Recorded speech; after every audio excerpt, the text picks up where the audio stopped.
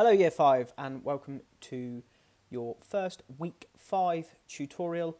It's Monday the 1st of February and today we are looking at can I write a personal response to a text? So activity 1 for us today is our new book, The Lost Words by Robert Macfarlane and Jackie Morris. And your task is to first of all annotate this book cover. So you might want to tell me some things that you see. So for example, here we have a bird. We have a golden font. And I'd like you to annotate with all the things you see, and then underneath just write a short prediction about what you think this book is going to be about and why. So you can pause the video now and do that. Okay, so now that you've done that, hopefully you picked up on the plants as well, the fact that we've got this golden font and that it's sort of in this font that looks almost like calligraphy, sort of a special way of handwriting.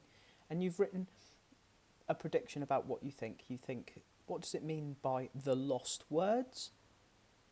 And why are there lots of animals and nature on the front? Okay, so I'm now going to share the first page with you. Once upon a time, words began to vanish from the language of children. They disappeared so quietly that at first almost no one noticed. Fading away like water on stone, the words were those that children used to name the natural world around them. Acorn, adder, bluebell, bramble, conker, gone.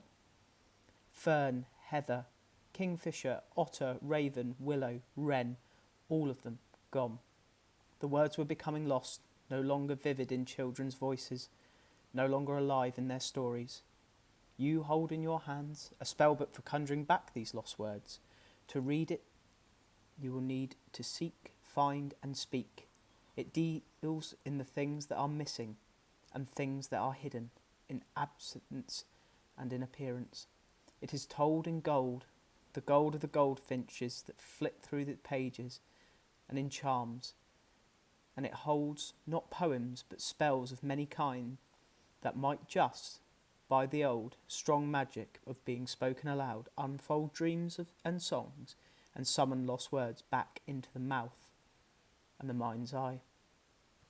So what we have here is a spell book. These words, some of which you can see written here, have been lost. And by lost, they mean being taken out of the dictionary. So over the last few years, obviously, as technology has gotten better and the world has changed, some words have fallen out of the dictionary. Words that we don't use as often. They're still words, but words like bramble and conker have probably been replaced by computer and technological. And that is the theme of the book that we will be studying for the next 2 weeks. So within the pages of this spellbook are some very special poems that are written about each of these things that have gone missing, but with other words that have gone missing out of the dictionary also. So here is an example. Magpie. Magpie manifesto. Argue every toss. Gossip, bicker, yak and snicker all day long. Pick a fight in an empty room. Interrupt, interject, intercept, intervene. Every magpie for every magpie against every other walking, flying, swimming, creeping creature of the earth. So your second activity is, now that you've looked at the front cover, now that you have been shared one of the poems and the spell book, is to write your own personal response to this text. So, when you are writing, you might want to mention the things on the slide. You might talk about the theme, magic and spells.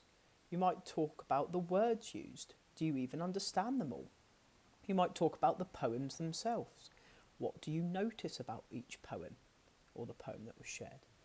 How does it make the animal sound? Does it sound good, bad, something that you'd like to meet, something that you wouldn't like to meet? Talk about the illustrations, and by the illustrations we mean the pictures. They're painted with something that you've recently studied in quite a lot of depth. And then you might want to tell me in a sentence, do you like it? Why? And using this format, I created this. And this is your waggle for your personal response. This book is a collection of poems about words which are no longer in the dictionary. They've been made into poems which sound like magical spells as they are read out.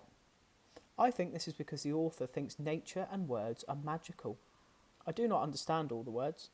I think this is because they aren't used as often, so I haven't heard them. I noticed that the poem is written as an acrostic, so that means here you can see each line starts with magpie is written down here, and each line starts with that letter of magpie. They've used the word of the animal and then described it with the letter starting the sentence. The poem about the magpie doesn't sound like a loud character, which can be or makes it sound like a loud character which can be unkind. I think the illustrations are amazing. It looks like the artist has used watercolours. I really like this book because it shows how you can use language to create powerful effects on your reader. So that was my thoughts.